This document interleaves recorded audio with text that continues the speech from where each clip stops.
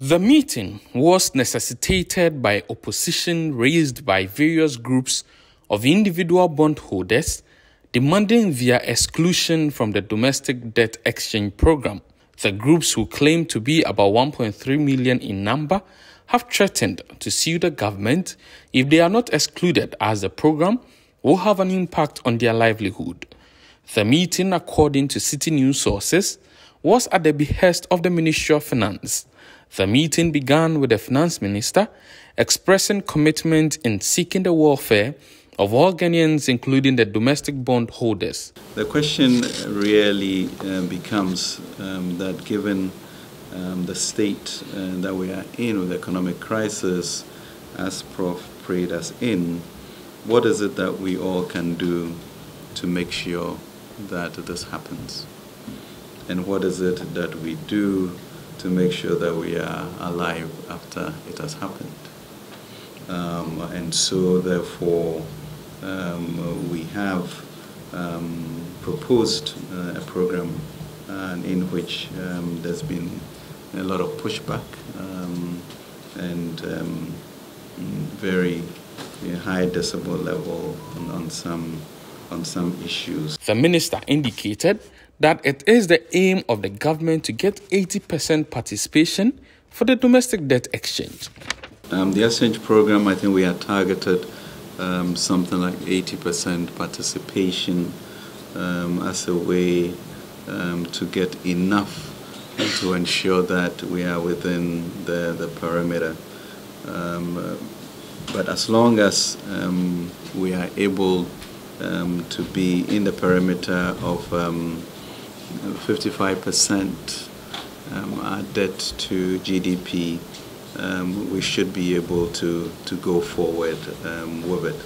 The discussions then went into conclave after the introductory remarks, and after about an hour of deliberations, a decision was taken to form a technical committee to further discuss matters. The consensus to have a technical team review the options that we have proposed is very welcome. And we look forward to working with your team, effective tomorrow, as indicated, for us to find a common path forward. We have clearly maintained our argument that we constitute a very small portion of the pie, which we believe should not hurt. But the impact on this subsector is the harshest.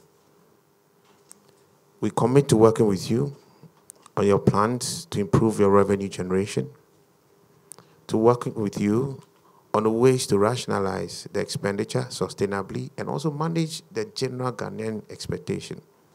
So the engagement would be continued to make sure that we all understand where we are and what we have to do to go forward. And as you indicated, get in the common path, as you mentioned, for us to be here to enjoy the future.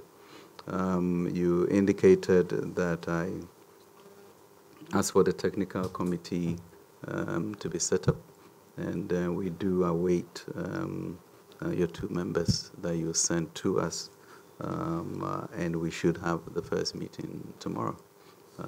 So it is of urgency. It's important. We must signal to the country that we can indeed circle the wagons and work within our limitations, but ensure that we all come out ahead somewhat, even with our limited resources. But what did the other stakeholders present make of the outcome of the meeting? Is the outcome only the technical committee that's supposed to be formed? Yes, but it's a very good start. It's gone very far. Okay, by agreeing to the technical committee. The reason for the technical committee is that the minister is agreed that we should sit down and look at how to find space in the budget. That is it. A committee was formed before this domestic debt exchange program.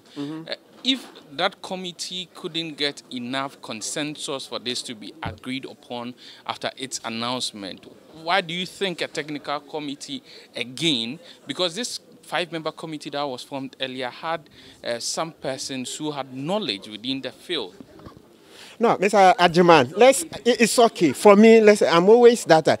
Let's just say this. It's a good start. Let's go into the committee. For me, let's repeat so that people understand. What the minister, the pith of our argument was that we should find space in the budget to be able to absorb individual bondholders. And he agreed. So that as long as we find space, and we've made the argument. So we made the argument that capital expenditure is going so high, we should find space there. Then we cited other examples. And he said, okay, no problem. Come and sit down, let's do it. So please, let's go. Let's go. It's more than good. What is wrong with them? What is wrong with continuous stakeholder engagement? No, I'm asking you, what is wrong with continuous the concern has been... It doesn't matter. It's a different group. These are different groups who also have different opinions that they can support and help us with.